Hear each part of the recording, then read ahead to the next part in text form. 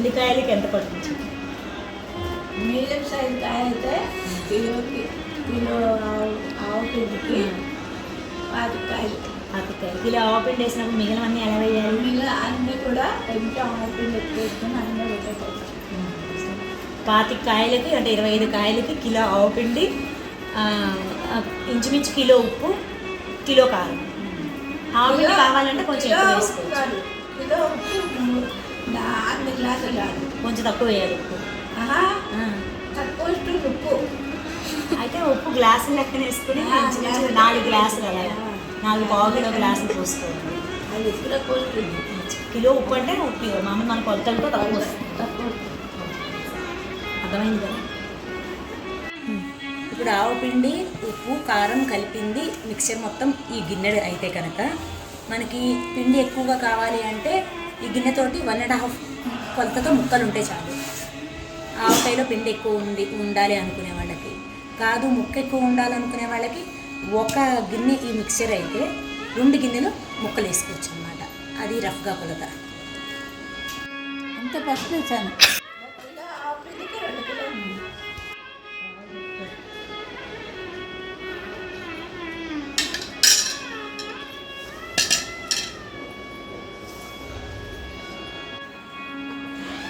ఇలాగా కొంచెం నూనె కలుపుకుంటూ ముక్కలు వేసుకుంటూ ఇలా పెట్టేసుకుంటూ ఉంటే ఇంచుమించుగా అనుకున్న కొలతలు సరిపోతాయి అన్నమాట.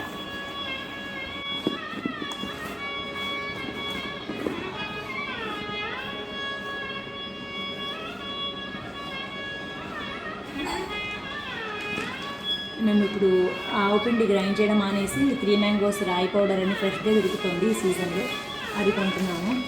ఇంకా ఏస్ బ్రాండ్ పప్పు నూనె కొంటున్నాము. కారం మటుకు ఇక్కడ సత్యగూడలో అష్టభుజి టెంపుల్ అని ఉంది. ఆ టెంపుల్ పక్కన కాకినాడ నుంచి తీసుకొచ్చి అన్నీ అమ్ముతూ ఉంటారు. అక్కడ కూడా తీసుకోవచ్చు. ఉప్పు, కారము, ఆవు పిండి అన్నీ అమ్ముతూ ఉంటారు. నూనెలు, కారం మటుకు మేము ఈసారి రాజమండ్రి నుంచి తెప్పించాము. ఇలాగా మెత్తం చేసి అమ్ముతూ ఉంటారు మనకి. అది ఒకసారి తెచ్చుకొని ఎండలో పెట్టేసుకొని అదే కలుపుతూ ఉంటాం అన్నమాట. ఉప్పు దీంట్లో మెంతులు వేస్తే ఊరి పుల్లపుల్లగా అవుతాయి అన్నమాట. ఇప్పుడు ఇలాగా కొంచెం కొంచెం అలా పూసేసుకొని నూనె మళ్ళీ 2 రోజుల తర్వాత తిరిగి తిప్పుతాం కదా, అప్పుడు మంచిగా పోసుకోవాలి. ఇది 3వ రోజు ఆక తెరలు పెట్టుకున్నాం. నూనె పోసుకోవాలి ఇలా తెరలు.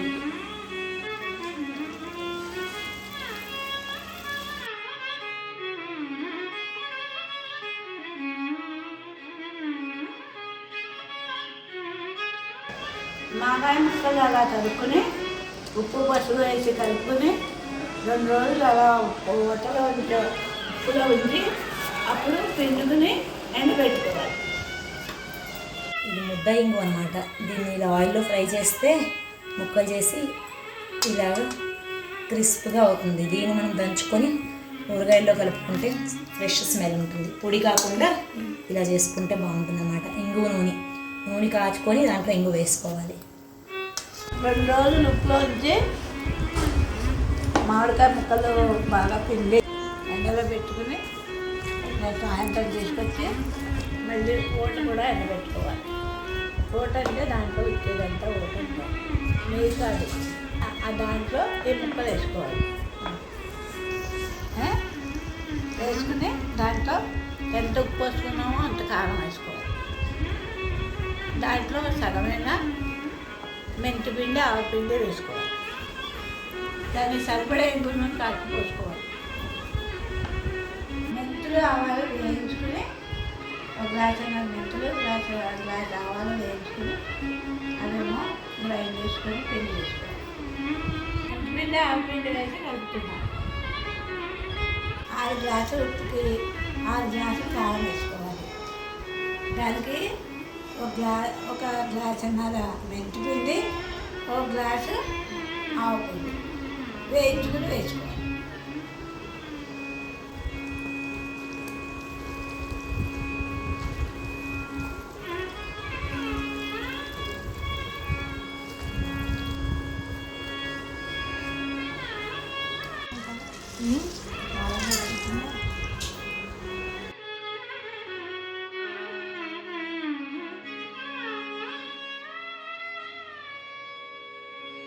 మెంతులు కొంచెం సిమ్లో పెట్టుకొని మంచిగా ఎర్ర రంగు వచ్చేంత వరకు వేయించుకోవాలి. హడావిడిగా పెడితే పైన మాడిపోతుంది, లోపల మెత్తగా ఉంటాయి. కాబట్టి కొంచెం లో ఫ్లేమ్లో పెట్టుకొని నెమ్మదిగా వేయించుకుంటే మెంతులు, తర్వాత గ్రైండ్ చేసుకొని తర్వాత జల్లించుకుంటే అప్పుడు మెత్తని పిండి వస్తుంది అనమాట. మిరపకాయ ఇవి 5 కాయల ముక్కలు, చిన్నకాయలు 5 కాయల ముక్కలు. ఈ 5 కాయల ముక్కలకి 1 గ్లాస్ కారం, 1/2 గ్లాసు మెంతిపిండి, 1 గ్లాసు ఉప్పు, గ్లాసుకి కొంచెం తక్కువ ఉప్పు వేసి అన్నీ కలిపేసుకుని ఇంగు నూనె కాచి పోసుకోవాలి దీని మీద. అప్పుడు కాచిన నూనె కొంచెం మరీ మరుగులుగా కాకుండా కొంచెం ఇలాగా పోసుకొని